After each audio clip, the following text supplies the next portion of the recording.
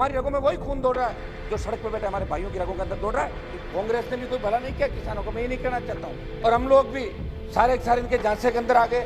जब आके लगा देखिए इनके अच्छे बिल अगर थे तो उनका समर्थन भी किया था, लेकिन हम कोई फेविकोल से नहीं चिपके थे। एनडीए के अंदर जब लगा कि किसान तकलीफ के अंदर है, जिनकी वजह से हम यहाँ चुन के आए, हमारी रगों में वही खून दौड़ रहा है जो सड़क पे बैठे हमारे भाइयों की रगों के अंदर दौड़ रहा है। इसलिए हमने एनडीए भी छोड़ दी और आवश्यकता पड़ी तो लोकसभा की सदस्यता भी छोड़ने वाला हनुमान बेनीवाल पहला सांसद। तो सुना आपने, राष्ट्रीय लोकतांत्रिक पार्टी के राष्ट्रीय संयोजक हनुमान बेनीवाल ने सांसद पद ठुकराने को लेकर बहुत बड़ी बात कह दी है। और इससे पहले भी जो हनुमान बेनीवाल ने बड़ी बातें कही है वो कहीं न कहीं सच साबित भी हुई है। हनुमान बेनीवाल ने कहा था कि अगर किसान बिल वापस नहीं लिए जाते हैं तो मैं एनडीए पद को ठुकरा दूंगा, और ऐसा ही हुआ। तेजा जी के भक्त जो कहते हैं वो सही साबित होता है। तेजा जी के भक्त हनुमान बेनीवाल ने अब की बार कहा है कि अगर किसान बिल वापस नहीं लिए जाते हैं तो आवश्यकता पड़ी तो मैं सांसद पद को ठुकरा दूंगा और बर्खास्त करने वाला मैं देश का ऐसा पहला सांसद होऊंगा जो सांसद पद से इस्तीफा दे देगा। आइए हम पूरा भाषण संसद के अंदर सुनने का प्रयास करते हैं। तो देखिए पूरा वीडियो। अगर आपको ये वीडियो पसंद आए तो लाइक भी कीजिएगा। हमने एनडीए भी छोड़ दी और आवश्यकता पड़ी तो लोकसभा की सदस्यता भी छोड़ने वाला हनुमान बेनीवाल पहला सांसद होगा। जब हमने एनडीए भी छोड़ दी और आवश्यकता पड़ी तो लोकसभा की सदस्यता भी छोड़ने वाला हनुमान बेनीवाल पहला सांसद होगा। आंदोलन में किसान कभी तिरंगे का अपमान नहीं कर पाएगा। कहीं न कहीं सोची समझी साजिश होगी, उस साजिश का बंडा फोड़ा आप लोग करो। ये मैं आप आज नहीं छोड़ रहा हूँ, आप आज नहीं छोड़ रहा हूँ। अभी तो दादा अभी तो सड़क पे लड़ेंगे। सभापति महोदय, मैं चूंकि मैं धन्यवाद दूंगा, सुनो मेरी बात, लेकिन भाजपा वाले भी कई मरी वजह जीत बेनीवाल जी, आप छोड़ो। बेनीवाल जी, इसी बात का तो गठबंधन था।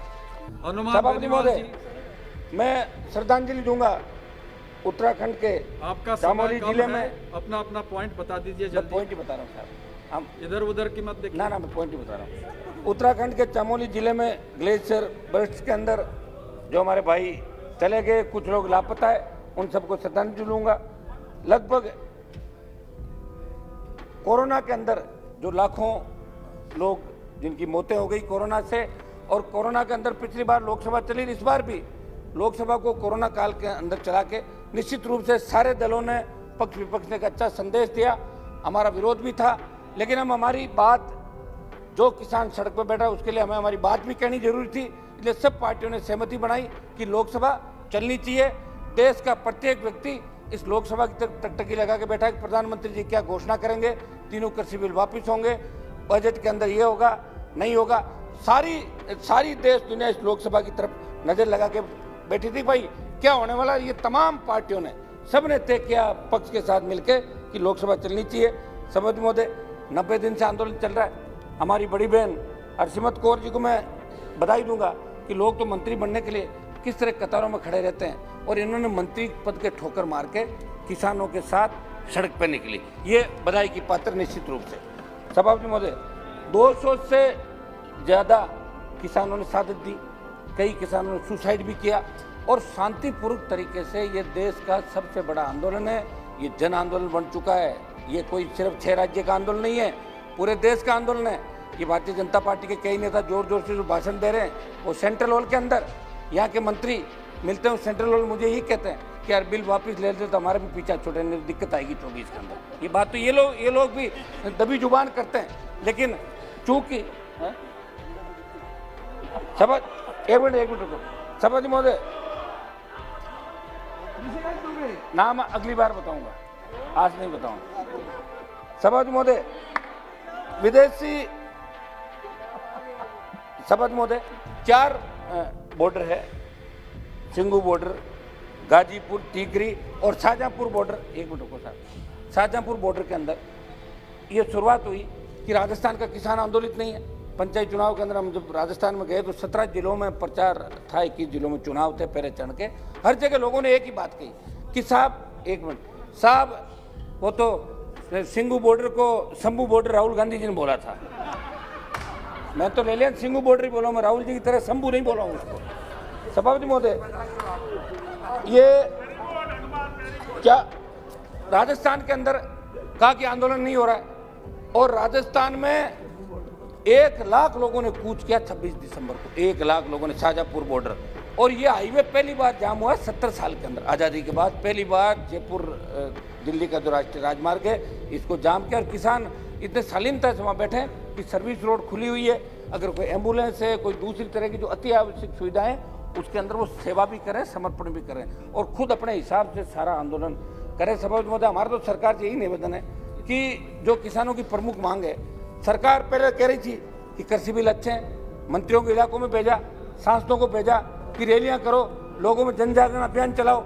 जब लोगों ने नकार दिया, 500, 700, 1000, 1500 की भीड़ होने लगी, तो सरकार के मुखिया ने आदेश दिया कि अपने रैलियां मत करो, रुक जाओ। और ये लोग रुके। अगर ये बिल सही था तो अमेंडमेंट किस बात का कर रहे थे आप? क्या किसान संगठनों से वार्ता कर रहे थे? और फिर आपने कहा हम होल्ड कर देते हैं 1.5 से 2 साल।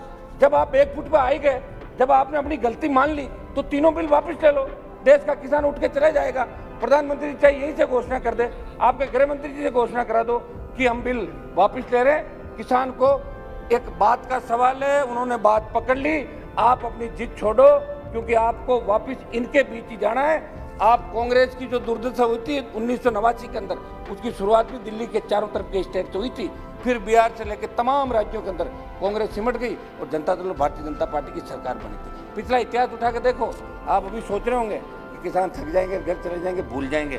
भूलेंगे नहीं, जब मशीन दिखेगी और उसमें बटन दबाना होगा, तब वो कौन सा बटन दबाएंगे उनको अच्छी तरीके से याद है। इसलिए किसानों को थकाने का सपना छोड़ दो। सभापति महोदय, मैं मांग करता हूँ कि तीनों कृषि बिल जो काले कानून है, इनको वापस लिए जाए और संपूर्ण स्वामीनाथन आयोग की रिपोर्ट। ये बात सही है कि 2006 से, गिरिराज सिंह जी आपका जवाब दे रहा हूँ, ये बात सही है कि 2006 से लेकर 14 तक जब कांग्रेस की सरकार थी, तब भी स्वामीनाथन आयोग की रिपोर्ट पेंडिंग थी, लागू नहीं की कांग्रेस पार्टी ने। और आपने उसको, एक मिनट, आपने थोड़ा सा लागू किया, पूरा फायदा आपने भी नहीं दिया।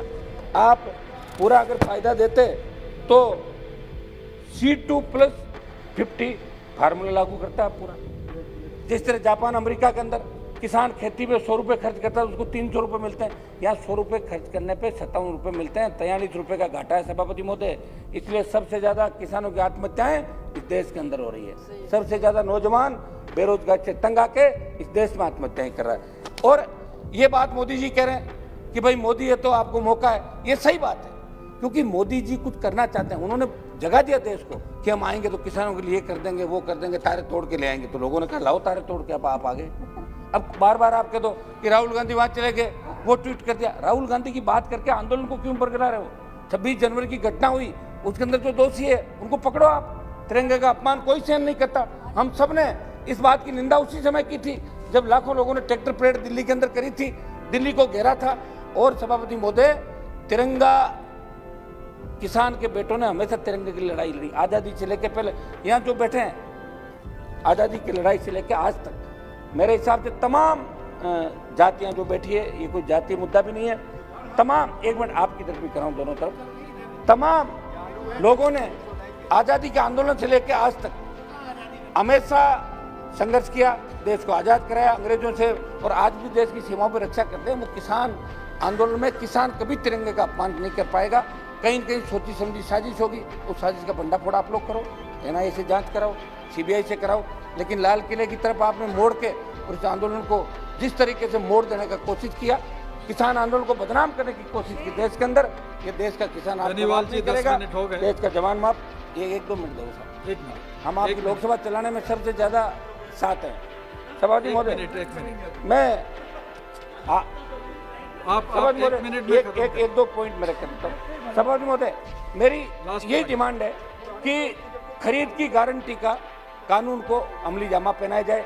आज अभी पहले बात चल रही थी समर्थन मूल्य पर खरीद की, तो समर्थन मूल्य पे आज भी खरीद नहीं हो रही है, भाषणों में होती है।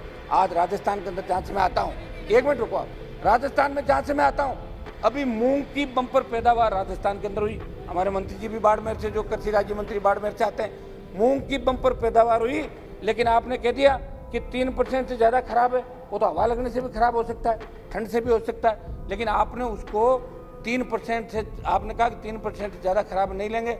10%, 8%, 15% जो मूंग खराब था, 1% खरीद हुई राजस्थान के अंदर मूंग की, 1% खरीद समर्थन। और आपने राइडर लगा रखा है कि 25 क्विंटल से ज़्यादा नहीं खरीदेंगे, अगर किसी की 50 क्विंटल होगा तो कहाँ बेचेगा।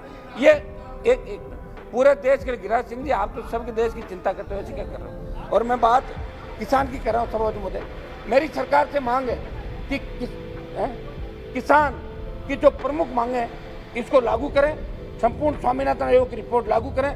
प्रधानमंत्री जी को 2 बार देश की जनता और भारतीय जनता पार्टी को खुश होना चाहिए। स्वामीनाथन कमेटी, आयोग नहीं, हाँ वो भी कमेटी की रिपोर्ट लागू करें सर।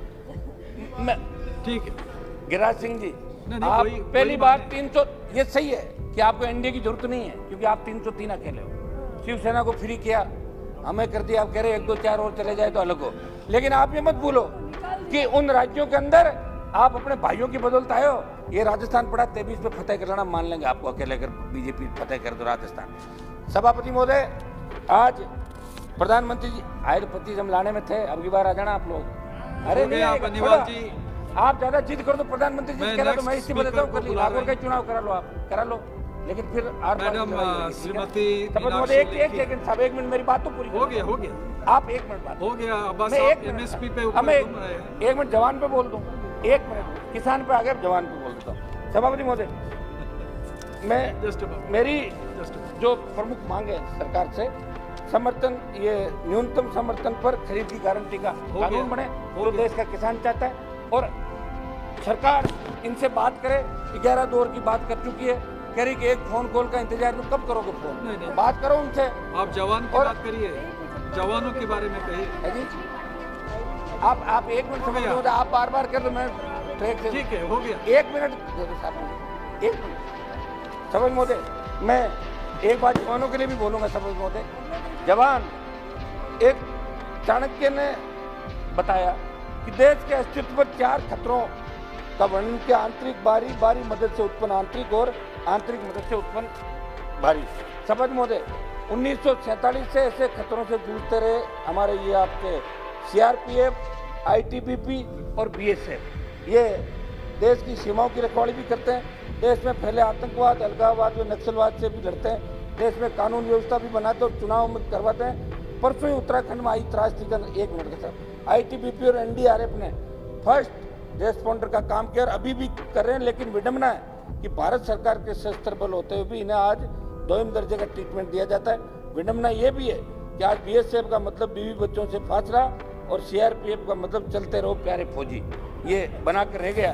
सबब क्योंकि सारे किसान के बेटे सब ज्यादा डिमांड क्या है? आधा मिनट साहब। 2004 के बाद भर्ती हुए इन सैनिकों का ना तो सेना के तर्ज पे पेंशन मिलती है, ना प्रमोशन, ना ही भूतपूर्व सैनिक की सामाजिक सुरक्षा। इनके गिरते मनोबल का उदाहरण ये है कि विगत कई वर्षों में अनेक जवान व अधिकारी अपनी सेवाओं से इस्तीफा दे रहे हैं, कई आत्महत्या को मजबूर है। सभापति महोदय, मैं सदन के माध्यम से पूछना चाहूंगा कि जिस देश के अंदर जय जवान और जय किसान का नारा लग रहा है, निश्चित रूप से अब जो भी आंदोलन होगा, जो भी डिमांड होगी, वो मोदी जी से होगी, राहुल गांधी से तो कोई डिमांड करने से रहा। ठीक है, हो गया बेनीवाल तो मेरा श्रीमती मीनाक्षी लेखी जी, हो गया।